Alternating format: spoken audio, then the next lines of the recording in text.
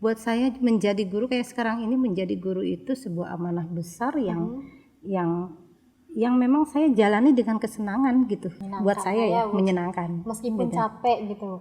Iya, meskipun capek, semua pekerjaan capek, tapi ya tadi saya bilang karena saya jalanin dengan menyenangkan, buat saya insya Allah enjoy aja. Iya benar Bu.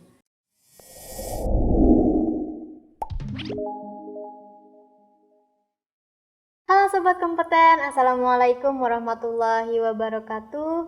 Salam sejahtera bagi kita semuanya. Salam Om Swastiastu, Namo Buddhaya, salam kebajikan. Kembali lagi nih di podcast P2 KPTK 2 Jakarta Timur. Dan tentunya berjumpa lagi dengan saya, Syifa, yang akan menemani waktu kalian dalam beberapa menit ke depan dengan perbincangan yang pastinya akan menarik. Nah, saat ini saya sudah bersama dengan salah satu perempuan hebat yang selalu mengedepankan masa depan anak bangsa. Ya, perkenalkan Ibu Susi. Halo Ibu. Halo Mbak Siva. Ibu Assalamualaikum. Waalaikumsalam. Ibu selaku Wakil Kepala Sekolah Bidang Kesiswaan, Bu. Betul. Di mana nih, Bu? Di SMP Negeri 194 Jakarta, Mbak. Oke. Ibu gimana kabarnya saat ini? Baik, alhamdulillah Mbak Siva. Mudah-mudahan Mbak Siva juga sama ya. Amin. Iya, Bu, benar. Di tengah pandemi gini, gimana sih Bu kiat-kiat Ibu dalam menghadapi virus kayak gini? Apa ya Mbak? Ya harus terutama imun dulu ya Mbak. Iya, kita buat sehat dulu gitu sehingga setelah itu kita bisa berpikir yang lain kalau menurut saya. Jadi memang yang harus disiapkan adalah imun kita kudu harus siap ya. Benar. Sehingga kita bisa menghadapi hal-hal yang terjadi di masa pandemi ini gitu. Setelah itu kan kalau kita sehat kita bisa melakukan aktivitas lainnya.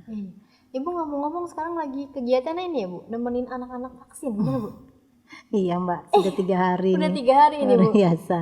Ini tujuannya apa Bu? Anak-anak semua diajak vaksin. Maksudnya kan banyak yang belum, anak sekolah tuh yang belum tergugah gitu sekolahannya. Kalau Ibu gimana nih Bu? Enggak sih, kalau saya bilang vaksin itu penting ya, penting buat anak-anak untuk menjaga imun mereka dalam menghadapi masa COVID seperti ini gitu. Benar, Bu.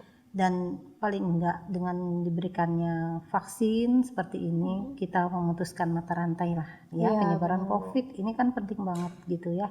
Dan saya yakin dengan adanya vaksin ini anak-anak nanti kan mudah-mudahan jadi sehat ya, dan dia siap kembali Mbak ke sekolah. Iya benar. Karena luar biasa udah pada pengen ke sekolah Mbak Siva anak-anak ini. Saya juga bosan Bu kalau misalkan terus-terusan kayak gini aja situasinya.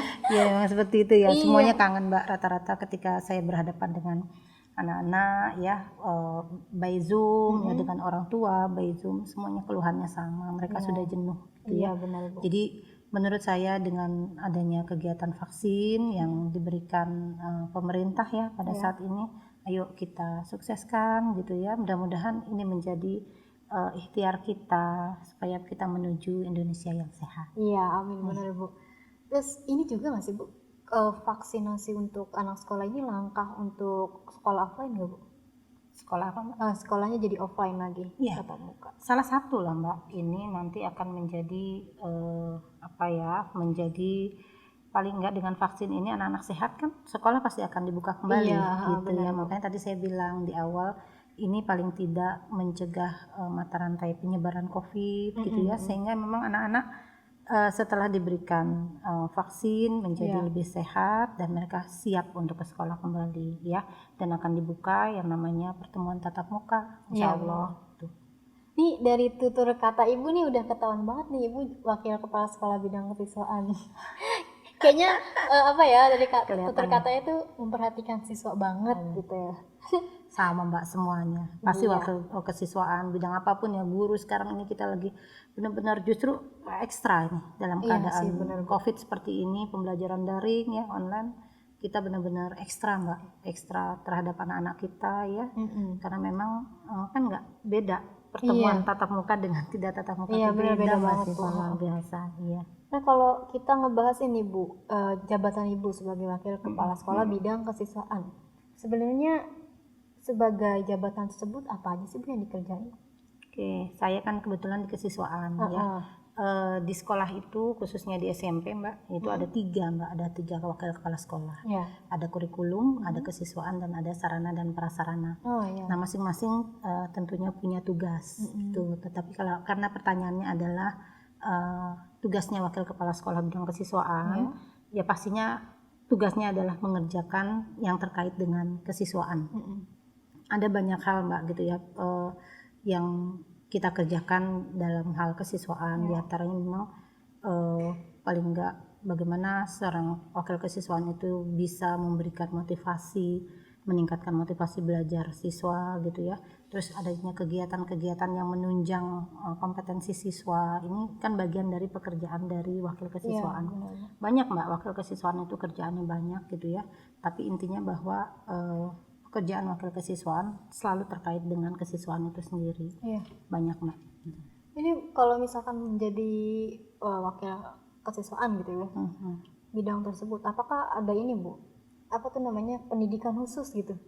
Kayak pendidikannya tuh yang harus, yang apa ya, kalau misalkan tentara kan maksudnya ibaratnya pendidikan tentara gitu ya. Kalau menjadi profesi seperti Ibu nih, ada nggak Bu? Kami baik guru maupun orang yang diberikan tugas tambahan ya Mbak. Nah kalau wakil kepala sekolah itu sebenarnya tugas tambahan. Ya adakah sekolah khususnya? Yang pasti kami dari jurusan pendidikan Mbak. Kami rata-rata memang dari jurusan pendidikan, makanya kami berada di posisi bekerja di pendidikan gitu ya. Jadi kalau khusus tidak, tapi jurusannya adalah jurusan pendidikan. Tergantung, ada yang guru IPS ya berarti ngajar dari jurusan IPS. Tadinya kayak saya kan, saya basicnya adalah guru agama ya. Saya dari pendidikan agama Islam S1-nya. Oh gitu. Berarti sebelum menjadi wakil kepala sekolah Ibu guru agama dulu? Guru agama masih Mbak, sekarang masih. Masih. Iya masih, ada 12 jam mengajar kita tetap gitu ya. Kita masih ada jam mengajar. Gitu. Ini kalau ingat nih Bu masa kecil, saya juga dulu waktu kecil ditanya cita-citanya apa, maunya jadi guru gitu. Kalau Ibu waktu kecil jawabnya juga mau jadi guru nggak Bu? Jadi guru. Oh benar, berarti sama kan.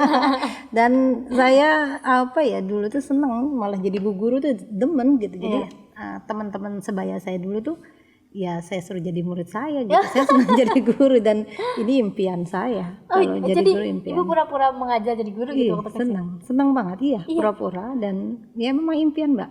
Kebetulan kami dari keluarga guru juga. Oh gitu. Iya. Berarti alhamdulillah Ibu terrealisasikan gitu ya. Betul. Benar. Gimana perjuangan Ibu berarti ini banget dong waktu menjalani pendidikannya? Kalau bicara apa ya Mbak, bicara perjuangan, setiap orang kan pasti punya cerita ya Mbak pasti punya cerita. Tapi kali ini karena memang saya yang ditanyakan gitu ya, dasarnya kalau mungkin buat orang-orang yang sudah tahu saya memang saya memang dilahirkan dari keluarga biasa saja gitu ya Pak. Bapak saya juga hanya seorang supir gitu ya. Ya tadi adik saya harus 4 yang sekolah, kalau tanyakan harus bagaimana perjuangan ya, berjuang banget Mbak untuk bisa seperti sekarang ini gitu. Untuk menjadi seperti sekarang ini luar biasa perjuangannya luar biasa. Harus ya membangun semangat juga, terus dari segi biaya dan sebagainya. Dan terutama memang yang membuat saya dan juga teman-teman mungkin yang sudah seperti sekarang ini yaitu punya motivasi untuk bisa berdiri tegak gitu ya di tengah apapun. Kalau ini Bu, kalau dari kecil kan Ibu pengen jadi guru nih, ada nggak Bu alasan khususnya gitu, kok Ibu pengen jadi guru sih gitu? Guru itu enak sih ya. Enaknya apa buat Bu? Saya tuh guru itu apa ya, profesi yang nggak tahu ya Mbak kalau ditanyakan enaknya, karena udah masuk ke hati sejiwa ya. gitu Jadi ya. Jadi buat saya menjadi guru kayak sekarang ini, menjadi guru itu sebuah amanah besar yang memang saya jalani dengan kesenangan gitu, dengan kesenangan. Beda kan Mbak kalau kita bekerja dengan hati itu beda sekali gitu. Dan saya bilang menjadi guru itu buat saya ya menyenangkan, meskipun capek gitu. Iya, meskipun capek, semua pekerjaan capek, tapi ya tadi saya bilang karena saya jalanin dengan menyenangkan, buat saya insya Allah enjoy aja. Iya benar Bu. Ini kalau tadi kan Ibu bilang berarti cerita tadi Ibu nih tentang keluarga sedikit saya ngeliat tuh berarti support orang tua tuh pengaruh banget ya Bu. Luar biasa. Kalau saya sih luar biasa gitu ya. Ibu bapak saya menurut saya luar biasa mensupport saya untuk menjadi seperti sekarang ini. Makanya kalau dibilang siapa orang paling besar mensupport saya menjadi seperti ini, ya orang tua. Iya. Dan saya yakin semua orang yang sudah besar menjadi besar ya saat ini pasti support orang tuanya pasti besar. Iya gitu. benar Bu. Termasuk saya Mbak Siva. Ya berarti beruntunglah kita orang-orang yang mesti disupport Bu, karena kan ada aja orang yang orang tuanya maunya ini tapi anaknya maunya B gitu. Beda ya, Iya, beda kemauan beda. antara orang tua dan anaknya ya pastinya benar. ya. Tapi alhamdulillah kalau saya disupport ya, dan itu penting Iya, gitu benar, Bu. supaya sejalan artinya nggak ada beban anak itu gitu ya. Dan ini biasanya kiat menjadi sukses itu yaitu orang tua anak mau, orang tua dukung gitu ya. Itu Iya ya. benar Bu. Nah, Sobat Kompeten, P2 KPTK 2 ini punya program baru, yaitu PPKM atau Pedagang Pengusaha Kembali Makmur. Sobat Kompeten ngerasa nggak sih kalau pengen promosi kok mahal gitu? Nah, P2 KPTK 2 Jakarta Timur bakal bantu promosiin usaha atau jasa Sobat Kompeten, baik online shop, desain, atau apapun itu. Dan Sobat Kompeten bisa banget nih email kita di multimedia.p2kptk2@gmail.com atau bisa juga DM ke Instagram kami di @p2kp2.caktim atau boleh komentar di postingan ini. Dan jangan lupa untuk subscribe ya. Nah, Ibu udah follow belum YouTube ini kita? Subscribe. Udah. Penonton setia ya Bu? Sudah, saya sudah lihat isinya bagus-bagus. Oke, nih. Tadi kan Ibu masih ngejelasin secara ini ya Bu, secara apa ya, gamblang, singkat, apa itu kesiswaan. Boleh lebih rinci nggak sih Bu? Apanya nih? Pekerjaannya tuh misalkan ngurusin apa gitu. Baik, kesiswaan itu banyak ya Mbak yang tadi saya bilang. Di antaranya tugas kesiswaan itu pasti kita terkait dengan siswa, jumlah siswa segala macam itu kan menjadi paling enggak menjadi pegangan kita untuk melakukan aktivitas dengan jumlah sekian kita akan seperti apa gitu.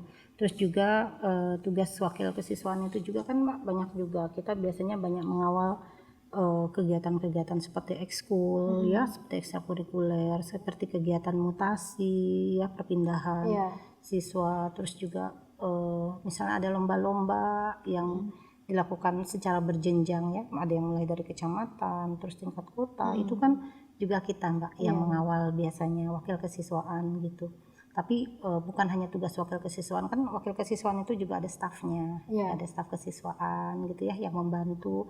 Dan juga biasanya tim manajemen Mbak, tim manajemen itu membantu tugas kita itu luar biasa gitu. Apalagi di saat masa pandemi ini kan Mbak masalahnya banyak banget. Iya benar Bu. Masalahnya banyak gitu ya, biasanya seperti pembelajaran daring, anak-anak banyak yang terkendala dengan handphonenya, dengan kuotanya gitu ya. Ini menjadi pekerjaan juga di kesiswaan gitu ya.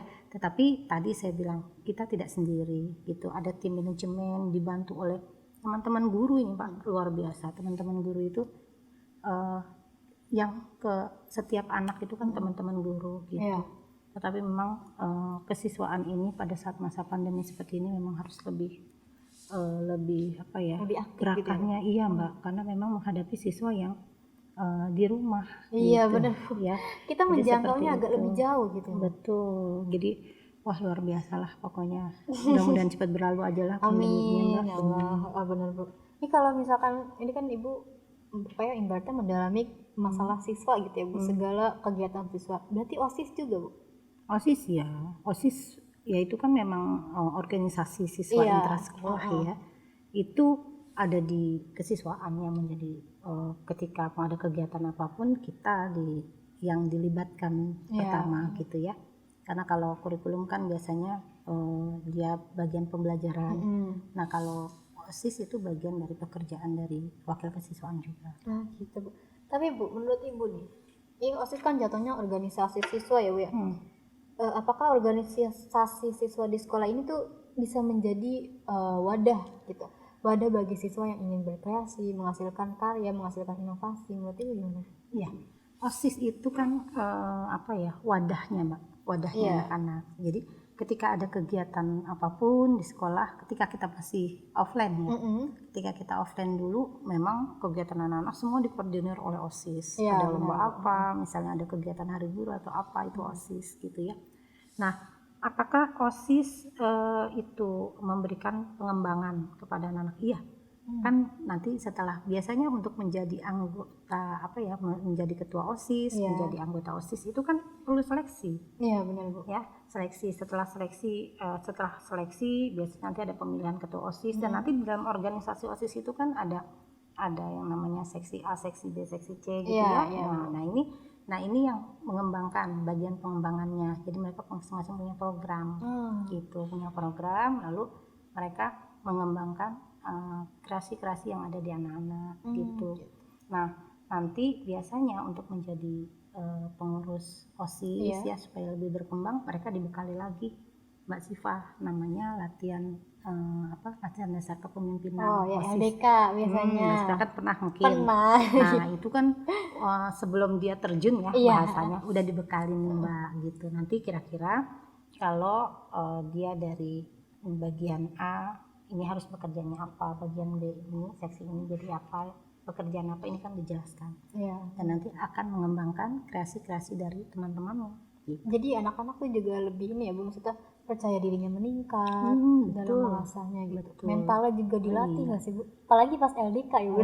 Biasanya melatih mental banget Bu kalau LDK. Iya, LDK itu ya itu paling enggak kalau menurut Ibu ya, menurut Ibu tuh ini Mbak Siva LDK itu memberikan bekal kepada teman-teman pengurus untuk menjadi pengurus yang berkualitas gitu ya, sehingga dia nanti bisa menjadi contoh Mbak bagi teman-temannya atau adik kelasnya ya benar Bu. Di bidangnya gitu. Bu, kalau misalkan selain ini Bu, selain OSIS ada nggak Bu wadah untuk siswa untuk berkreasi juga? Ekskul tuh Mbak Siva itu punya peranan yang besar, mengembangkan kompetensi siswa, itu punya peran besar gitu ya. Biasanya di sekolah-sekolah itu Mbak Siva ada beberapa ekskul. Iya, banyak biasanya Bu. Banyak. Nah, ini biasanya anak itu memilih Mbak. Nanti memilih, silakan. Nah, pemilihan ini tadi dikoordinir oleh siapa gitu ya, dikoordinir tadi oleh teman-teman di OSIS-nya, tapi gitu. Dengan berkoordinasi dengan kita di kesiswaan gitu ya. Jadi itu Mbak, kalau yang namanya OSIS itu kalau siswa bisa mengembangkan diri itu biasanya bisa ikut nanti Mbak kompetisi-kompetisi. Benar Bu, kalau misalkan kita ibaratnya Bu, mengasah keahlian kita banget gitu menjadi seseorang gitu di OSIS, itu bisa sampai ke kota nggak sih Bu? Maksudnya ibaratnya dia akan naik juga ke siswa antar provinsi gitu-gitu. Lomba gitu ya. Iya Mbak, biasanya malah kita mengambil peserta dari kegiatan lomba, terutama lomba-lomba yang berjenjang itu Mbak. Nah, itu biasanya dari anak-anak di OSIS gitu ya. Biasanya misalnya ada lomba kegiatan siswa gitu yang berjenjang di tingkat kota, di tingkat nanti di tingkat provinsi, itu biasanya diambil dari anak-anak yang berprestasi di ekskulnya. Gitu. Ibu, waktu zaman saya sekolah nih, waktu saya sekolah nih ini Bu, ada kebijakan kalau misalkan siswa nih harus minimal tuh tiga ekskul gitu. Kayak misalkan yang pertama yang wajibnya itu pramuka, yang kedua wajibnya itu rohis, yang ketiganya terserah deh gitu. Sekarang masih ada kebijakan kayak gitu nggak Bu? Pilihan namanya ya. Mbak, gini, kalau bicara pemilihan ekskul ya, itu mah Mbak silakan aja bahasanya ya. Kalau siswa kuat gitu Tapi kan kita fokus, kalau bisa kita fokusnya dalam arti gini, ada ekskul wajib Mbak, yaitu ekskul pramuka. Kalau di kami ekskul wajib, ekskul pramuka, mungkin waktu Mbak Siva sekolah juga ekskul wajib gitu ya, pramuka ya. Nah, tetapi ada ekskul pilihan. Nah, pilihannya ini tergantung kepada sekolah Mbak, kebijakan sekolah. Kalau sekolah Mbak Siva waktu itu 2 ya? Iya. Sekolah Mbak Siva 2 gitu ya. Sekolah saya boleh 2, tapi kalau anaknya kuat ya, artinya memang anaknya mau jalanin, jangan cuma pengen ngambil aja tetapi nggak digeluti gitu ya. Makanya ada sekolah yang pilihannya 1, pilihannya 2, ini tergantung kepada sekolah. Gitu. Tapi kalau ekskul wajib itu ya pramuka hampir semua sekolah ya pakai itu ya. Bener Bu, semuanya kayak. Tapi kalau saran ibu ya Mbak Siva, anak-anak itu kalau bisa ya ambil ekskul pilihannya. Ini kan dalam upaya pengembangan dirinya. Kalau yang memang pandai seni ya ambil yang seni. Kalau yang olahraga ambil yang olahraga gitu ya. Jadi ini upaya untuk mengembangkan diri. Jangan apa ya Mbak, jadi pelajar itu jangan diam aja. Iya benar. Jangan terlalu kaku gitu ya. Betul, jangan. Ayo kreasikan diri kita, apa yang kita punya, ayo gitu ya. Ya kalau zaman dulu mah memang nggak ada ekskul-ekskulan ya mungkin ya waktu kalau sekarang ekskul itu diberikan seluas-luasnya oleh sekolah, dipilih akses, pokoknya sepenuhnya akses dikasih betul. gitu ya Bu. Cuma memang mungkin Mbak Siva karena kita bicara di masa pandemi ekskul sekarang ini memang kebanyakan diambilnya ekskul wajib gitu. Kalau ekskul pilihan tergantung kepada sekolahnya kembali ya. Kalau dulu kan kita bisa ada sampai 12 ekskul, 10 ekskul biasa setiap sekolah ya. Tergantung kepada sekolah. Tapi kalau sekarang masa pandemi ini ya terbatasan. Iya, terus gimana ini Bu selama pandemi ini ekskulnya? Kalau di sekolah Ibu deh? Kalau di sekolah saya yang wajib aja Mbak, pramuka. Oh jadi pramuka aja gitu? Iya, pramuka. Ada sistemnya gimana Bu kalau pramuka Zoom, online?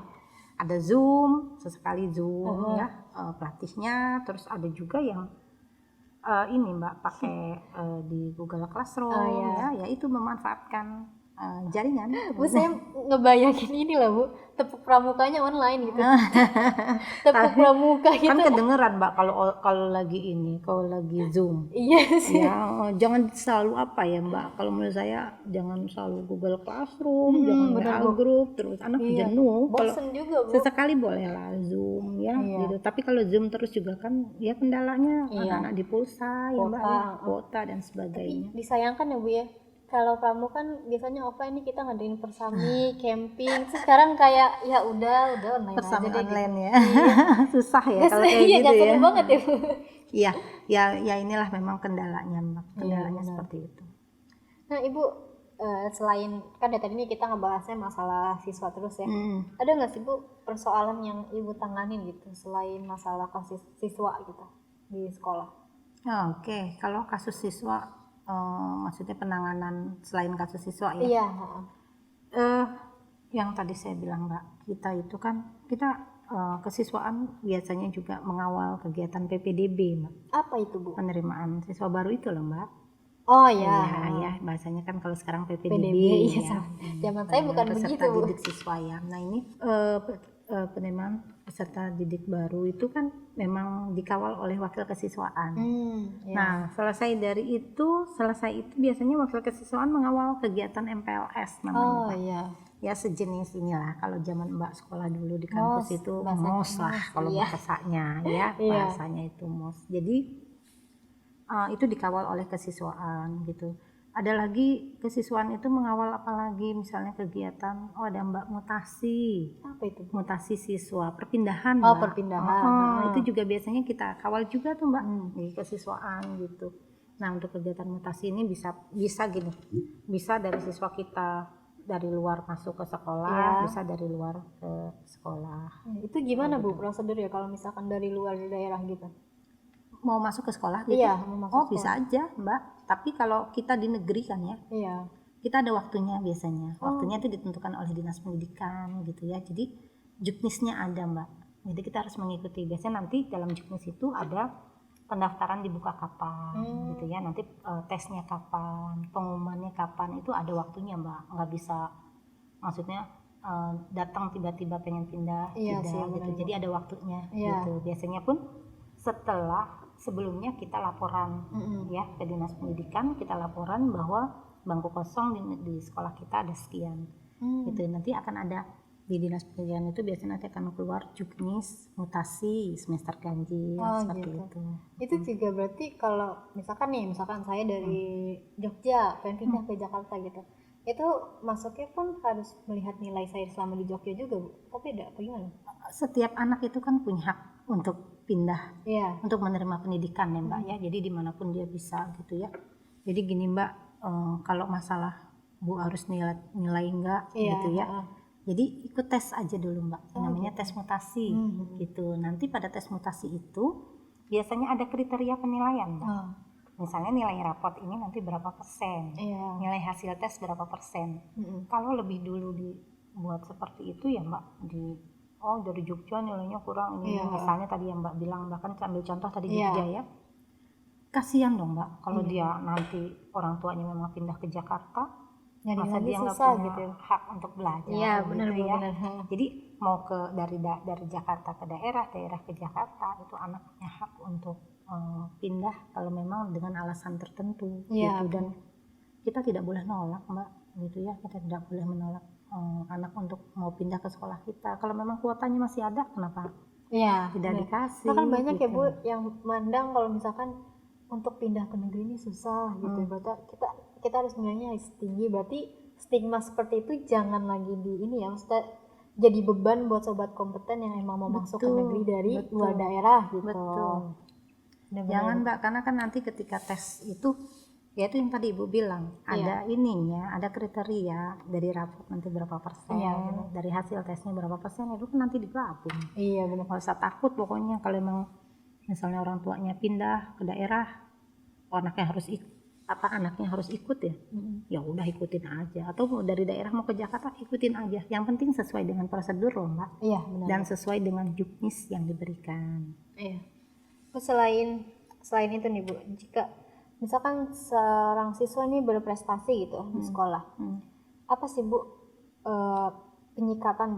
bagaimana gitu penyikapan sekolah terhadap siswa tersebut yang memiliki keahlian atau prestasi di bidangnya? Penyikapannya gimana kah siswa tersebut dan keahliannya? Buat siswa yang punya keahlian, yang punya prestasi ya, maksud Mbak Siva ya? Iya.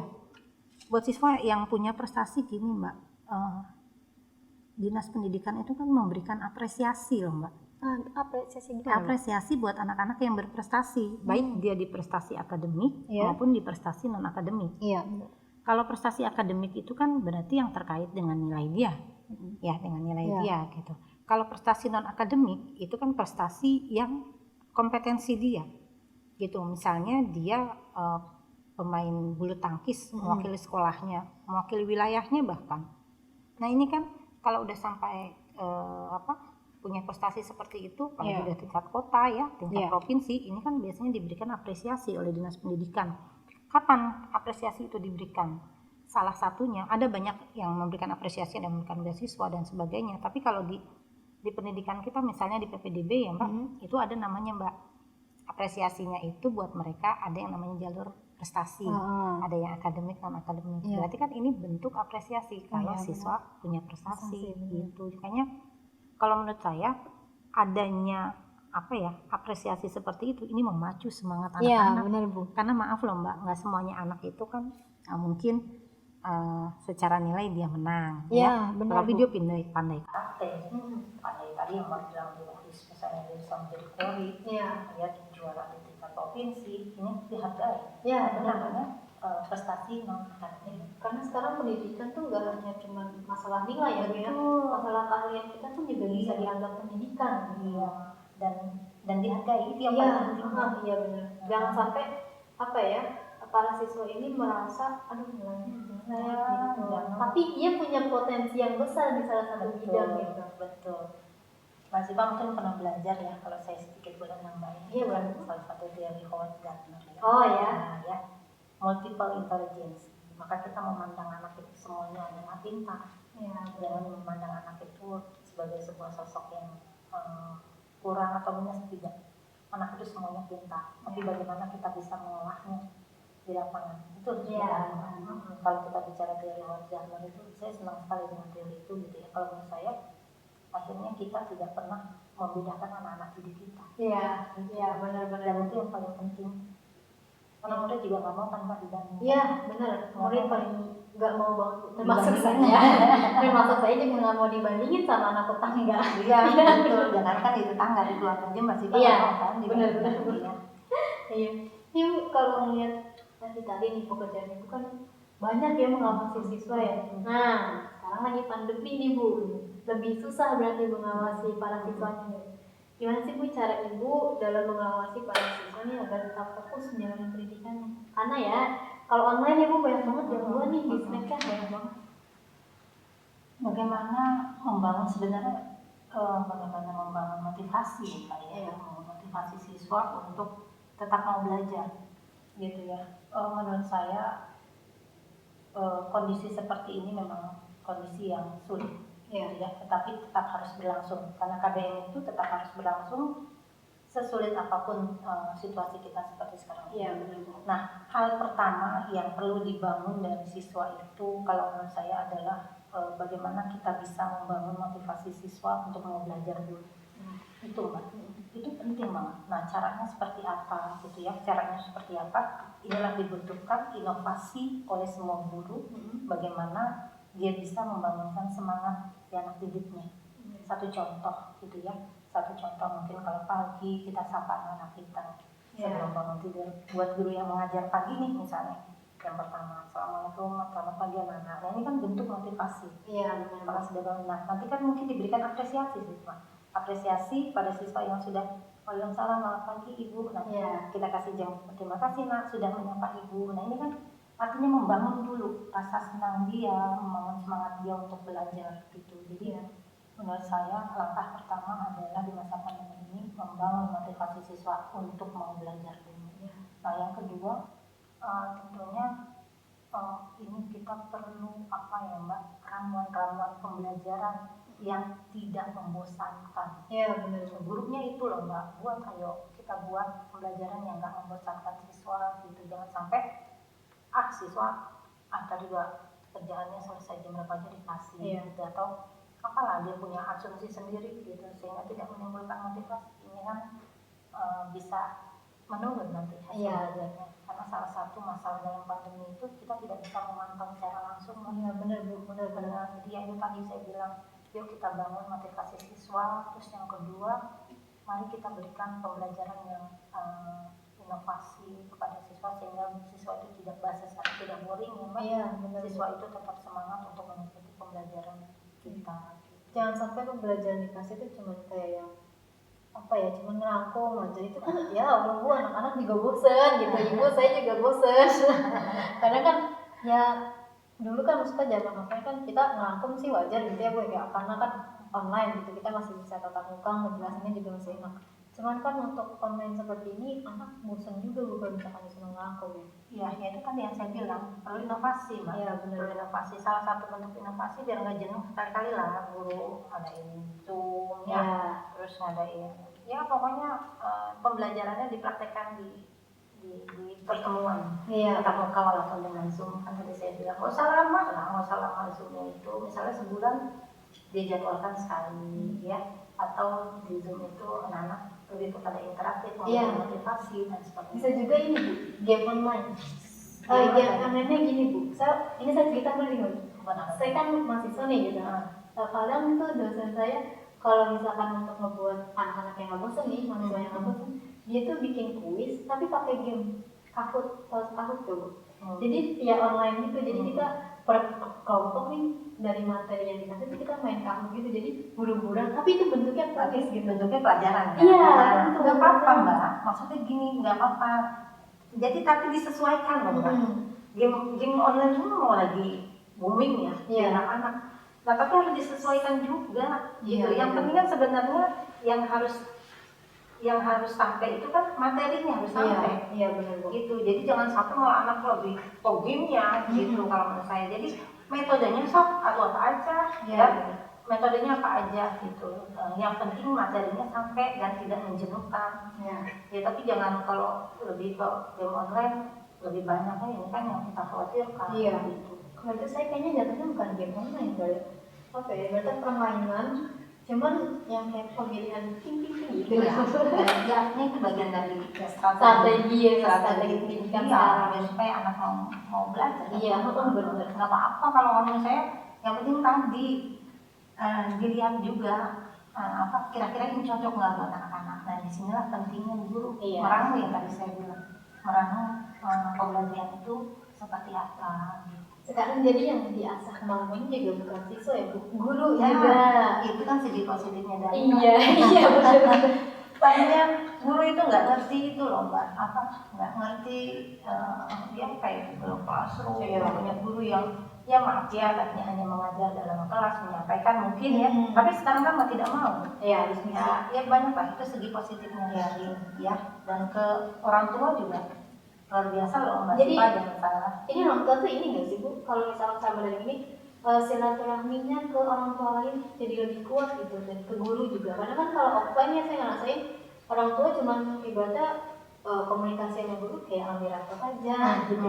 Tapi kalau sekarang kayaknya lebih orang tua nih di rumah jadi guru juga di rumah. Jadi ada koordinasi juga.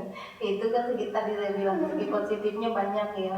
Pandemi ini segi positifnya banyak, kita semuanya mau belajar. Iya benar. Mau belajar untuk IT ya, kita juga mau belajar saling menghargai, kita juga mau belajar untuk lebih saling mencintai, lebih saling menyayangi. Artinya dalam keadaan seperti ini banyak loh mbak, akhirnya hubungan kita tambah mesra. Iya. Antara guru dan orang tua tambah mesra loh mbak. Akhirnya saling komunikasi, Bu anak saya males ini, Bu anak saya ini, anak saya udah ngerjain tugas belum ya Bu. Nah ini kan hubungannya semakin mesra. Iya benar. Gitu ya. Jadi ya makanya saya bilang kan banyak sisi positifnya lah. Iya benar. Kalau kita mau lihat sisi positifnya. Iya. Bu, boleh bisa Bu? Ibu kasih tahu ke sobat kompeten, apa harapan Ibu untuk pendidikan di Indonesia? Untuk pendidikan di Indonesia, saya sih berharapnya pendidikan Indonesia semakin maju ya Mbak Siva. Semakin maju, tapi tetap harus kita harus bisa menciptakan generasi penerus yang berakhlakul karim, berakhlak bagus gitu kan. Tentunya kita juga tidak ketinggalan dengan negara-negara lain Mbak. Oleh karena itu mungkin pesan saya sih ya untuk anak-anak di seluruh Indonesia, ayo belajar, jangan sampai males gitu ya. Ayo belajar, jangan malas. Kita belajar yang dalam rangka untuk meningkatkan kualitas diri kita gitu Mbak.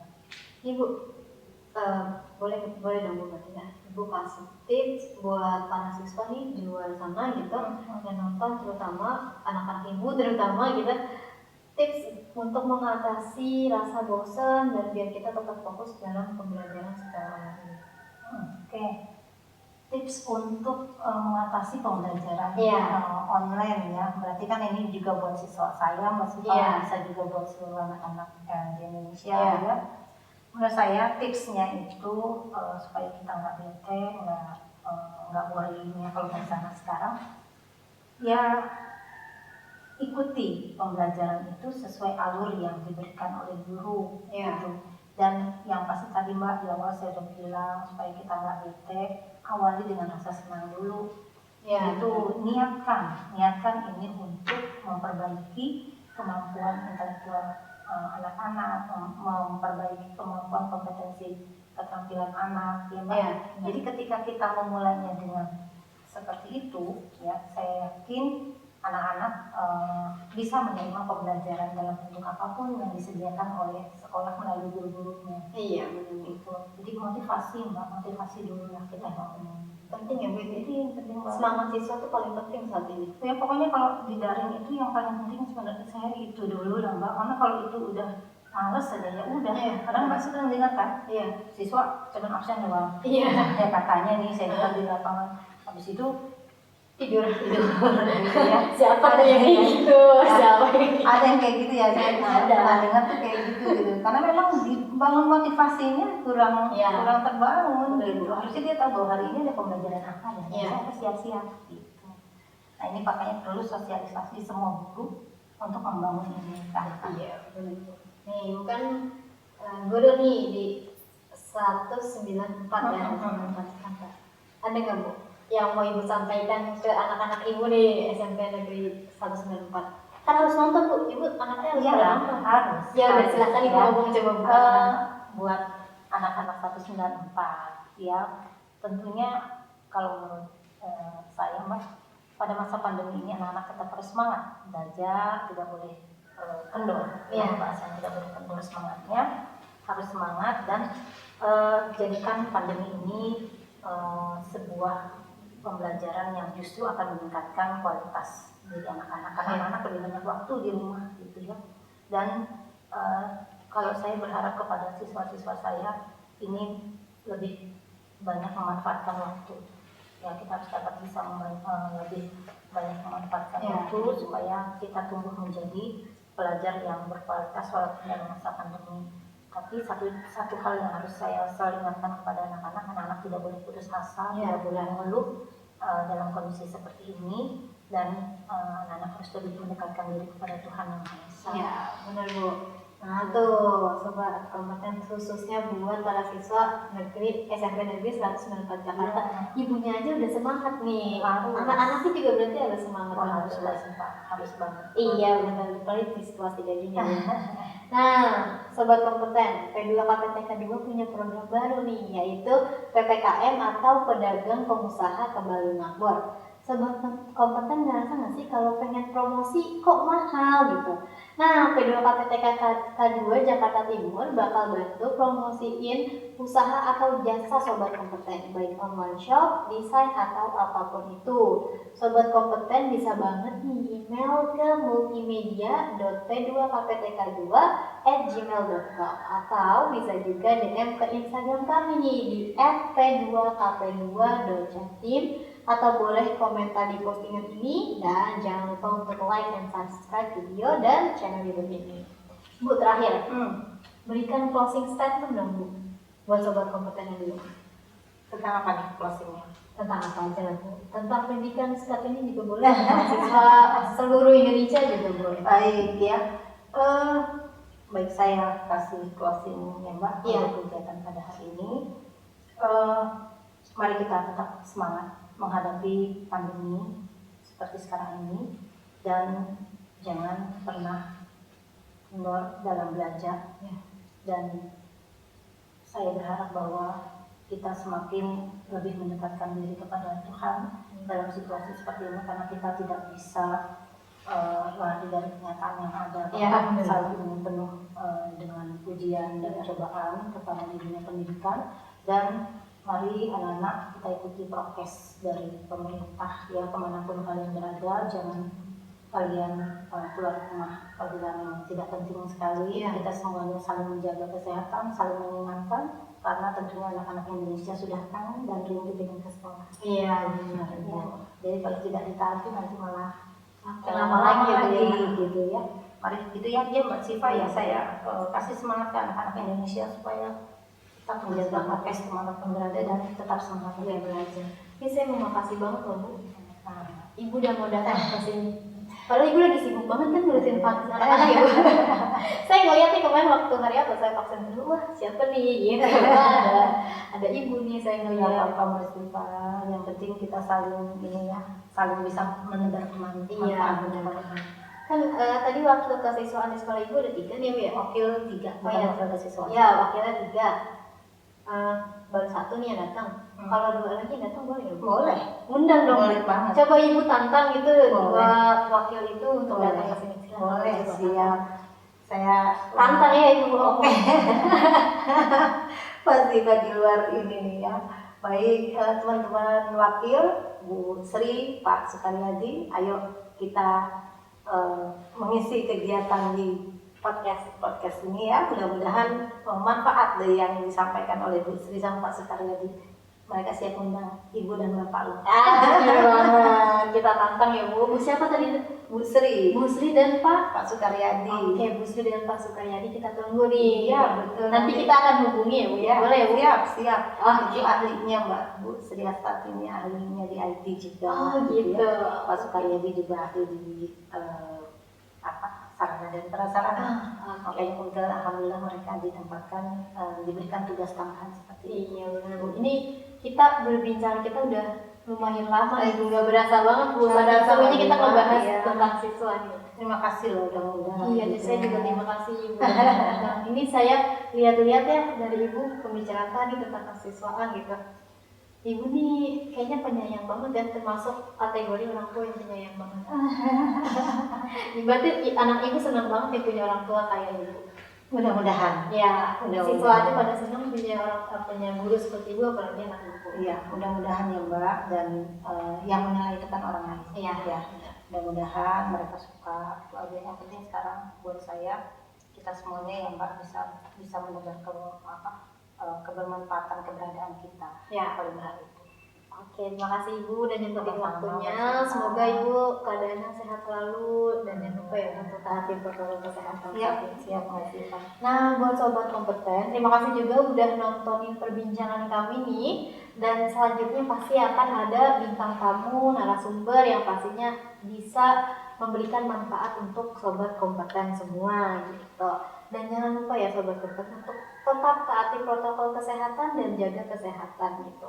Karena kita yang abai, orang lain yang akan menuai. Dan jangan lupa sobat kompeten, terus tingkatkan kompetensi kamu, gunakan teknologi untuk belajar dan dahulukan adab, berilmu, jauhi narkoba dan dekati orang tua. Assalamualaikum warahmatullahi wabarakatuh. Salam sejahtera bagi kita semua. Shalom. Om Swastiastu, Namo Buddhaya, salam kebajikan dan sampai jumpa.